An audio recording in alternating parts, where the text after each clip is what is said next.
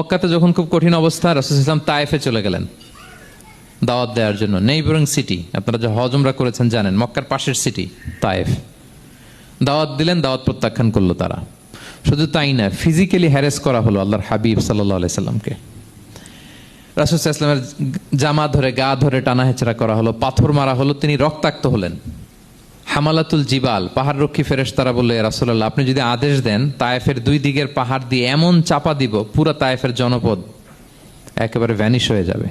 আল্লাহর হাবিব সাল্লাল্লাহু আলাইহি ওয়াসাল্লাম বললেন, না, আমি আশা করি তাদের পরবর্তী নেক্সট জেনারেশনের কেউ না কেউ পড়বে লা ইলাহা ইল্লাল্লাহ মুহাম্মাদুর রাসূলুল্লাহ। তাই হয়েছে। এখন তায়েফে যান, শুধু মসজিদ আর মসজিদ, মসজিদ আর মসজিদ। কি চমৎকার পরিবেশ!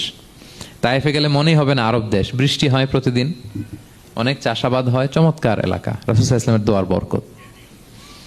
তো তায়েফবাসী দাওয়াত প্রত্যাখ্যান করলো। রাসূল সাল্লাল্লাহু আলাইহি ওয়াসাল্লাম গায়ের রক্ত পরিষ্কার করে নাখলা নামক খেজুরের বাগানে যায়েদ রাদিয়াল্লাহু তাআলা আনহুকে ফজরের নামাজ পড়তেছিলেন।